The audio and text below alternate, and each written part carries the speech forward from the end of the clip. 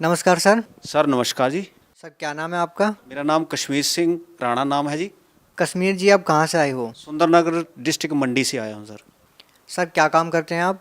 Sir मैं खेतीबाड़ी करता हूँ यहाँ पर। सर संत रामपाल जी महाराज से नाम दीक्षा लेने से पहले आप क्या भक्ति साधना करते थे? सतगुरु रामपाल जी महाराज जी से जुड़ने से पहले मैं साधु था जी, नागा पंथ से जुड़ा हुआ था और सिद्धियाँ करता था, मंत्र जाप करता था और बहुत क्रोधवान साधु था जी। इतना क्रोध था कि मैं मतलब जे अगर कोई रास्ते में भी मुझे कोई गलत करता हुआ मिल जाता या किसी को गरीब को तंग करता हुआ मिल जाता था तो सर मैं उसे श्राप दे देता था। और मेरी ज़िंदगी में सबसे खास और अहम घटना ये है कि जिनको मैंने श्राप दिया हुआ है वो मेरी घटना में 11 लोग हैं और वो जब भी मुझे मिलते हैं तो उनकी ऐसी कंडीशन है कि मेरे दिल खोल जाता है। और परमात्मा से यही अरदास है गुरु जी सतगुरु रामपाल जी महाराज जी से कि परमात्मा ये जो कर्म भोग रहे हैं ये मेरे करने से भोग रहे हैं जब मेरे श्राप देने से भोग रहे हैं कि ये इनकी अपनी करनी है। जैसे फिर मैंने साधु जब मैं बना था तो उसके बाद मैं घर में मंदिर बना हुआ था तो वहाँ पर मैं चौकिया भी देता था। तो लोगों को जैसे प्रश्न डालते हैं वो भी काम करता था।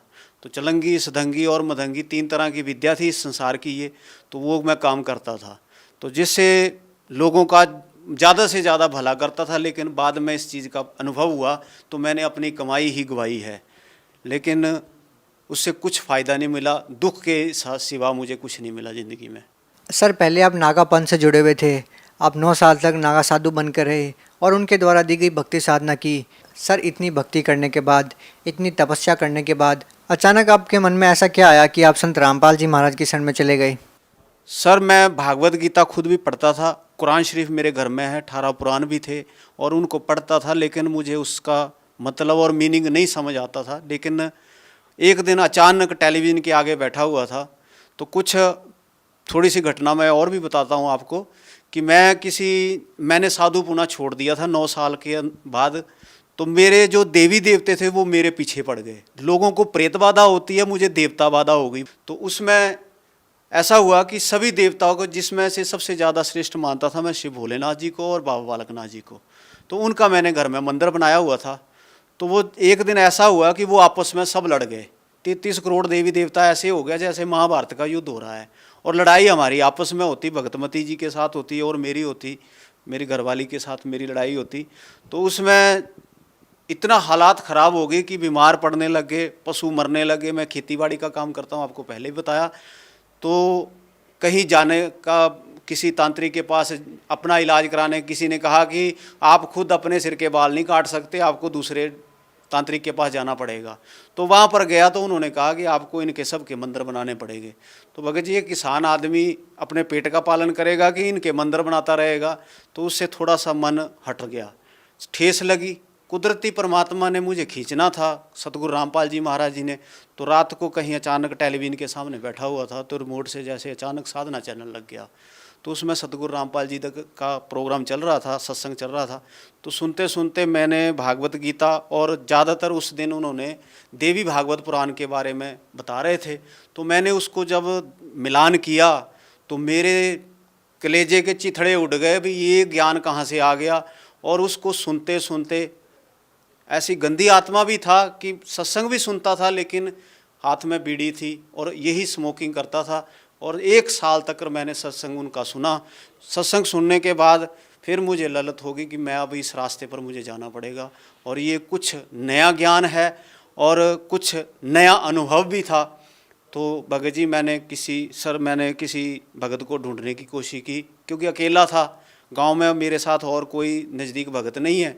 तो उससे फिर मैंने किसी भगत के साथ संपर्क किया। तो उनके साथ हमारे गोर साइड पड़ती है डिस्ट्रिक्ट मंडी में, वहाँ के भगत हैं हेमराज जी, उनको फ़ोन किया और उनके साथ फिर बरवाड़ा आश्रम में मैंने नामदान लिया।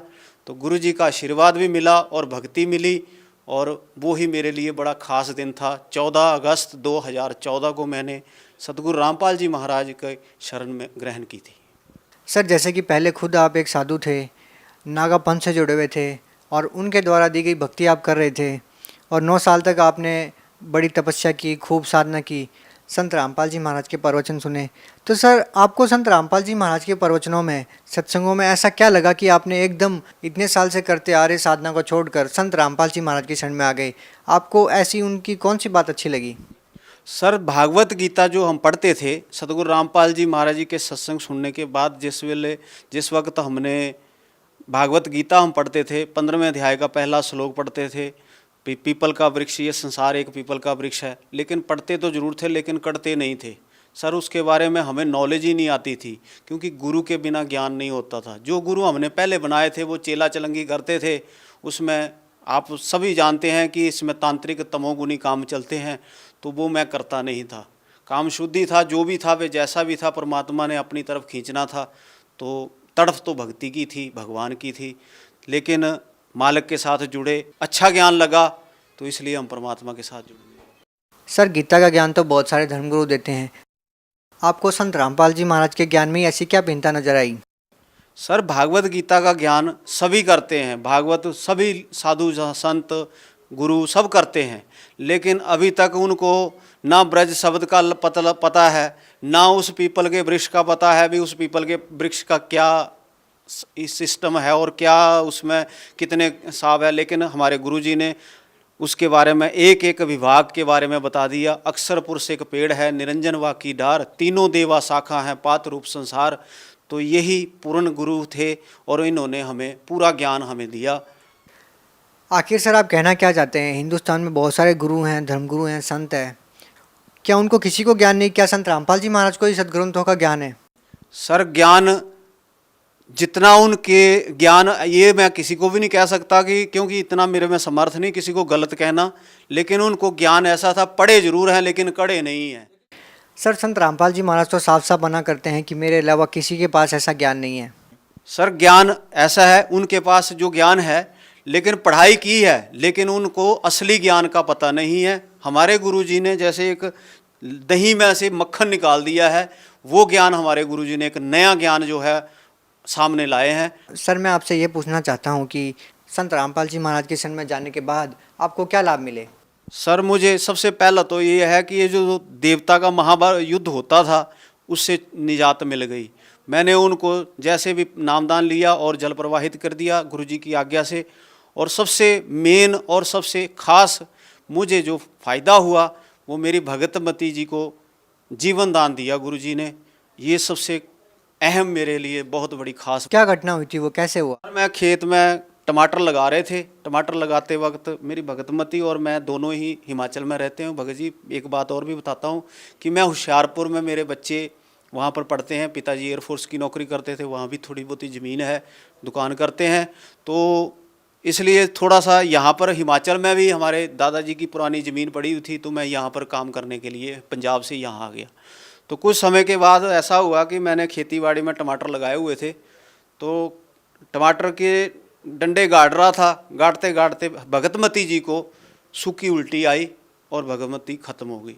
उसका एक छोटा सा उदाहरण मैं पहले देता हूँ कि मैंने आपको पहले बोला कि मैं चौकियाँ देता था, प्रश्न डालता था। तो जिस वक्त मेरी आज से कोई 14 साल पहले अपनी भगतमती के साथ मेरी शादी हुई थी, तो मैंने भगतमती को शादी से दूसरे तीसरे दिन उसको प्रश्न कर दिया था कि आपकी मौत जो है 33 से 34 साल की उम्र में आप ख़त्म हो जाओगे, आपकी आयु ही इतनी है।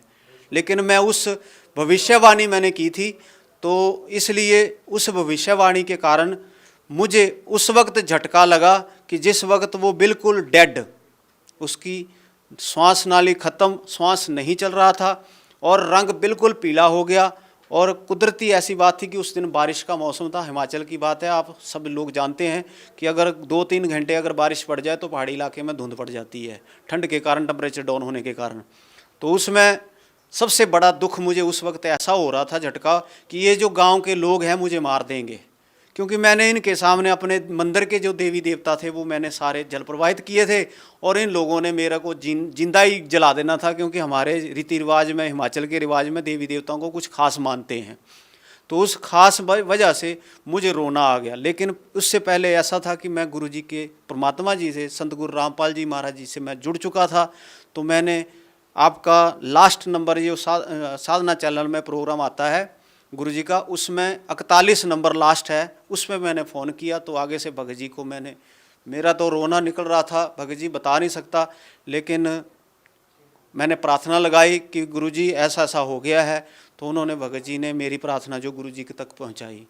तो गुरुजी ने दोबारा उसी आधे घंटे के बाद फिर दोबारा मुझे उसी फ़ोन नंबर पर फ़ोन आया कि बेटा इसकी आयु इतनी ही थी और अब मैं इसको आयु दे रहा हूँ और इसको भक्ति के लिए उम्र दे रहा हूँ।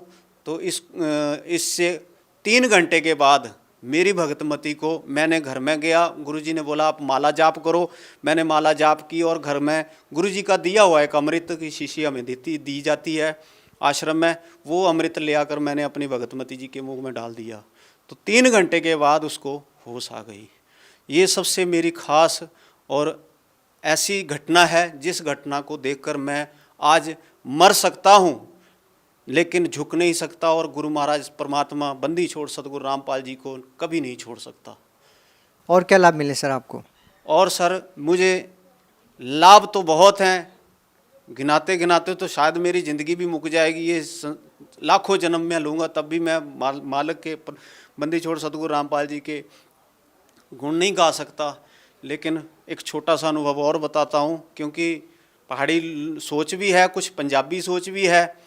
तो ऐसे है कि हमारे खेतों में सूअर आ जाते हैं, जंगली जानवर। तो मैंने क्या किया कि किसी मारने वाले को जो बंदूक रखते थे उनको फ़ोन कर दिया कि सर हमारे खेत में आए हुए हैं सूर, तो ये तो हमारी फसल को तबाह कर देंगे। लेकिन उससे दिमाग में ये नहीं था कि मैं इनको मरवाने के लिए किसी पाप का हकदार बन रहा हूँ और मैं इनको मरवा रहा हूँ। लेकिन बोल तो दिया भगत जी सर जी, लेकिन दुनिया भर के बंदूक ले धारी वहाँ पर शिकारी पहुँच गए, जीपें ले आए। लेकिन जब मुझे याद आया कि मैं बहुत गलत कर चुका हूँ और कर रहा हूँ, तो भगत जी जहाँ खेत में मैं खड़ा था वहीं पर लम्बा पड़ गया और हाथ गुरुजी को आवाज़ें लगाने लग गया, परमात्मा मुझे बचा ले। तो भगत जी हमारे खेत में ही वो मिट्टी की ढेरी बन गए। भागते हुए गए और उसी खेत के लास्ट कोने में जाकर वो दोनों ही 2 सूअर थे, जोड़ा था, दोनों ही वहाँ पर मिट्टी की ढेरियाँ बन गए। बंदूक वाले आते रहे, घूमते रहे, चले गए। लेकिन लास्ट में उन्होंने मुझे गालियाँ निकाली कि तेरे जैसा अंधा कहाँ मिलेगा जिसने हमें बुला लिया, 10-10 किलोमीटर से आए हम और तू कहता है सूर है, यहाँ पर कोई तितर भी नहीं मिला हमें। तो वो गालियाँ निकालते हुए चले गए। भगत जी मैं जहाँ खड़ा था मेरे आंखों के सामने वो सूअर, मिट्टी की ढेरी फिर सूअर बने और वहीं पर चले गए। मैं उनके नज़दीक जाकर, उन्होंने मेरा कोई नुकसान नहीं किया, मैंने उनके जाके आगे हाथ जोड़ा कि भगत जी मेरे से गलती हो गई, आप यहाँ ज़िंदगी भर रहो, जब तक रहो आपकी जगह है, मेरे परमात्मा ने आपको भी जीवन दिया हुआ है, जीवन दान दे दिया आपको। तो मेरा उस वक्त भगत जी बहुत रोना निकला, मैं आपको बता नहीं सकता। इस मालिक ने जगह जगह पर मेरा साथ दिया है। भगत जी एक गरीब आदमी और एक किसान आदमी के पास कितना धन दौलत होता है हर आदमी को पता है। बहुत मेहनत करता हूँ, एक बैल से ज़्यादा मेहनत करता हूँ मैं, लेकिन इस मालिक ने मुझे कभी भी कमी नहीं दी। कभी कभी तो ऐसा भी हो जाता है, मैं डरता हूँ अगर लोगों को भी बताऊँ, शायद अगले मजाक समझे, गरीबी का मजाक उड़ता है आज संसार में। लेकिन बात ऐसी है कि किसी वक्त तो मेरे पास राशन लेने के लिए भी 500 रुपये नहीं होते, तो रात को फरियाद करता हूँ गुरुजी के आगे, परमात्मा तेरा बच्चा तो भूखा मर जाएगा, लेकिन परमात्मा मुझे सुबह सराहने के नीचे ही 500 रुपये रख देते, बेटा इतना ही दूंगा, ज़्यादा नहीं दूंगा तेरे को। और इस परमात्मा ने जब कांड हुआ 14 नवंबर 2014 को, तो उस वक्त हम रास्ते पे थे, 3 हाजिरियाँ मेरी हो चुकी थी। तो गुरुजी के साथ ऐसी घटना इन बेईमानों ने, इस सरकार, हरियाणा सरकार ने कर दी कि हमारे पिताजी को अंदर कर दिया। हम किसी के आगे अपना दुख नहीं गा सकते, ना ये संसार सुन सकता है, क्योंकि आंख के अंधे और अकल के अंधे लोगों को कोई समझ नहीं आती सर जी, देखकर भी नहीं समझ रहे हैं। सर जैसा कि आपने बताया कि आपकी पत्नी को संत रामपाल जी महाराज ने जीवन दान दिया है, और भी अन्य संतों के जो श्रद्धालु हैं, भगत हैं, जो अन्य देवी देवताओं की पूजा करते हैं, उनके साथ भी ऐसी बहुत सारी आकस्मिक घटनाएं घट जाती है। उनको जीवन दान नहीं मिल पाता, वो भी बहुत फरियाद करते हैं अपने गुरु से, अपने भगवान से। और आपने संत रामपाल जी महाराज को याद किया और आपके पत्नी की जीवन रक्षा हुई। इस बारे में आप क्या कहना चाहेंगे? जो अन्य संतों के अनुयायी हैं उनको ये लाभ क्यों नहीं मिल पाते? सर उन लोगों के पास मनमाना आचरण है, उनकी भक्ति सही नहीं है, उनको मंत्रों का ही पता नहीं है। जय माता दी करते जाएंगे, लेकिन उसका पता कोई नहीं है अभी वो कौन सी माता है और किसका कनेक्शन है, कहाँ जोड़ना है, क्या हिसाब है। वो मनमाना आचरण है, लोक वेद के आधार पर वो पूजा करते हैं, तो उसमें सर पावर नहीं होती। हमारे गुरु जी के शब्द में शक्ति है, जो वो एक बार शक्ति हमारे संचार हमारे शरीरों में भेज देते हैं तो वो साथ रहते हैं, शब्द रूप में हमारे सदा साथ रहते हैं। सर संत रामपाल जी महाराज जी, जिनको आप परमात्मा बोलते हैं, जिन्होंने आपकी पत्नी की रक्षा की और आपको सूरों की हत्या के पाप से बचाया, एक ऐसे संत पर बहुत सारे आरोप लगते हैं और उनको जेल में डाल दिया जाता है। और बहुत सारे लोगों का ये कहना है कि उनके अनुयायियों का अभी भी हिसार में जाना या उनके दर्शनार्थ जाना एक अंधविश्वास है। आज भी जो लोग उनसे जुड़े हुए हैं वो एक अंधभक्ति के तहत जुड़े हुए हैं। आप इस बारे में क्या कहना चाहेंगे? सर अंधभक्ति के आधार पर नहीं जुड़े हुए हैं। गुरुजी को जेल में गए हुए 14 नवंबर 2014 से गुरुजी अंदर हैं, लेकिन उसके बावजूद भी आज लाखों करोड़ों भगत परमात्मा के साथ जुड़ चुके हैं। लेकिन ये लोग सोच रहे हैं कि संत रामपाल जी महाराज अंदर हैं, इनका काम फ्लॉप हो गया है और ये कुछ नहीं चल रहा है। लेकिन इन लोगों को ये नहीं पता कि आज करोड़ों अरबों के हिसाब से अमेरिका, इजराइल, पाकिस्तान, हर जगह जगह पर कोऑर्डिनेटर नामदान स्थल खुले हुए हैं और भगत जुड़ रहे हैं, दिन रात जुड़ रहे हैं और भागे दौड़े जा रहे हैं, परमात्मा के साथ जुड़ रहे हैं। सर, जो श्रद्धालु संत रामपाल जी महाराज से आज जुड़ना चाहते हैं उनके लिए क्या व्यवस्था की गई है? सर परमात्मा की कृपा से हर डिस्ट्रिक्ट में, हर स्टेट में कोऑर्डिनेटर नामदान स्थल खुले हुए हैं। भगत जन साधना चैनल पर नीचे पीली पट्टी आती है और गुरु महाराज का, परमात्मा का बंदी छोड़ सतगुरु रामपाल जी का सत्संग आता है, उसमें नीचे पीले रंग की पट्टी होती है, उसमें नाम मोबाइल नंबर दिए होते हैं। उन मोबाइलों पर आप संपर्क करें और आपको कोऑर्डिनेटर जहाँ पर नाम स्थल केंद्र होगा, आपके नज़दीक होगा, उसके बारे में आपको भगत जन बताएंगे। आप वहाँ जाकर परमात्मा से जुड़ सकते हैं। बहुत बहुत धन्यवाद सर। सत साहेब।